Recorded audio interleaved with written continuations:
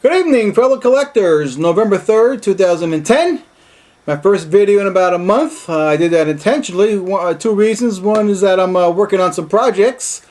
And number two, I wanted to give my last 2 or 3 videos some time to get some viewership. You know, sometimes I do too many videos at one time, and the video done the earliest gets missed. So in the future, I'm going to space up my videos a little more efficiently to get maximum viewage. Number two, I want everybody who watches my videos to also subscribe to the videos done by RobMen9. ROBMEN9. He too exposes forgeries on the eBay auction site. His videos are really good. RobMen9. Great videos. Let's get started here on exposing some stuff on the Coach's Corner auction site. The first 2 items here really offend me, and they should offend you too. Let's get started. Lot number 3. This button Gwinnett. Cut signature on a 2x2 piece of paper. Read the item description. There is nobody that they have written that has certified this as authentic. It's just plastered up there. On the auction site is lot number 3. And according to Trythall, this will prove a solid American investment. Now let's get started with this some history on Button Gwinnett here. First of all, Button Gwinnett was one of the 56 signers of the Declaration of Independence.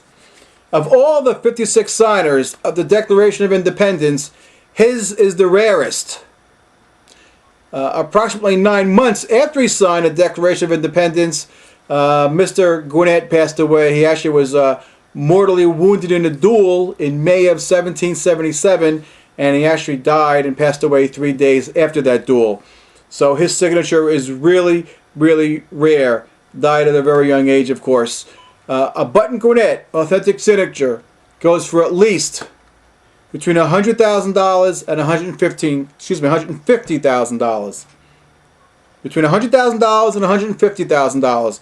The present auction on lot number 3, about a week before the Coach's Corner auction ends, it's up to a whopping $315. Now, if you're the consigner and you have an authentic Button Gwinnett signature, you're not going to consign it to Coach's Corner. And let me tell you something else. I find this sacrilegious and disgraceful, presented to you by Trythall and Scott Malack.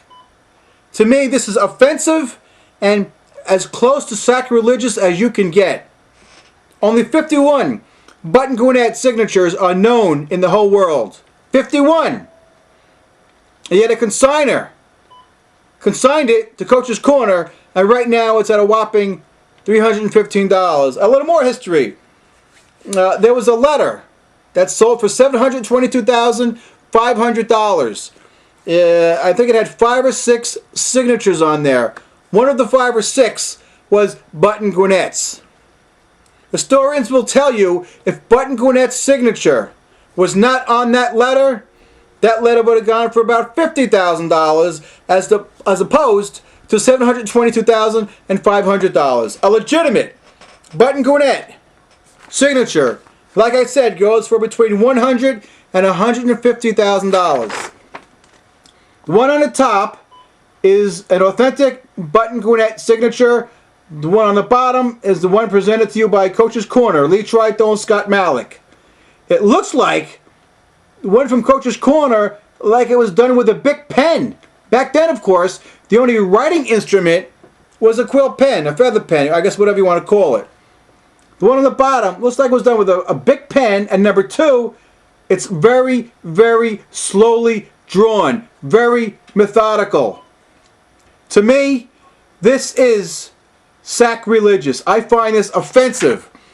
And I guarantee you, Trythall and Scott Malack, my video and your auction will be forwarded to as many historical sites as I can find who might be interested in your auction. Because I find this, and you should too, my viewers, very offensive. I find this sacrilegious. You guys pretty much make me sick with anger. You know, every month you have up George Washington's, Thomas Jefferson's, Abe Lincoln's, I think this month you have up a George Washington and a Thomas Jefferson all-in-one auction.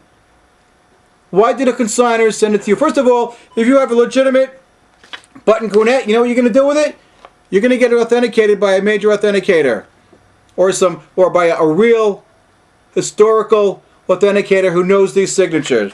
Then you're going to submit it to a real auction house and get top dollar for this. You know what this one up here is for? It's going for right now? $315. 315 and 0 cents. Lee Trythall, Scott Malack. I find this offensive and sacrilegious. I apologize for being repetitive and redundant, but this kind of stuff really does offend me. And the next item also offends me. Lot number 1. Authenticated by Morales. A 1919 Chicago White Sox signed baseball. According to Lee Trythall, it's valued at priceless.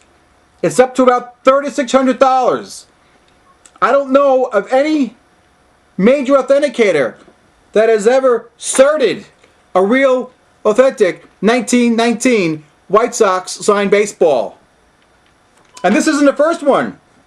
I have records of at least 2 other auctions from Coach's Corner in which they sold Chicago White Sox from 1919 signed baseballs.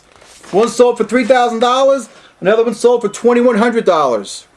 If you're a consignor and you own a real 1919 Chicago White Sox baseball, you're going to get it authenticated by probably 2 authenticators, and then they're going to release it to a real auction house and get top dollar for this thing. Now, according to Lee Trythall, this has got Joe Jackson. It's got 32 players on there, including Charles Comiskey and a couple of umpires. Back then, when did umpires sign anything? If they did, it was probably rare. I've never heard of any. It's up to about $3,600.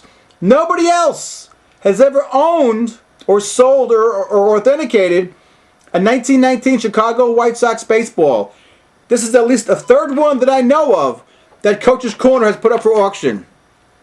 So where are these coming from, Lee? And this too offends me, and I find it a little sacrilegious also. You guys pretty much make me sick. You guys pretty much make the hobby sick. I mean, one of these days. All right, a couple more items before my blood pressure gets too high about this stuff. Just a couple more. I really want to repeat about the button Gwinnett. I mean, only 51 known in the world. They're worth at least $100,000 a piece, and yet Coach's Corner has one up right now. Like last year, they had that Bonnie and Clyde up that sold for $236. Yet there's only 3 known in the whole world, but Coach's Corner has now sold 2 of those also. You guys make me sick with anger. All right, this is a lot number 10. A Babe Ruth and Lou Gehrig signed bat. That's unbelievable. Guess who it's authenticated by? First of all, it's up to a whopping $612. Authenticated by Chris. I never saw an autograph I didn't like, Morales. And according to Lee Trythall, he writes, pieces like this are next to impossible to acquire. Well, no kidding, Lee. Yet in the past, you've already sold about a half a dozen of these.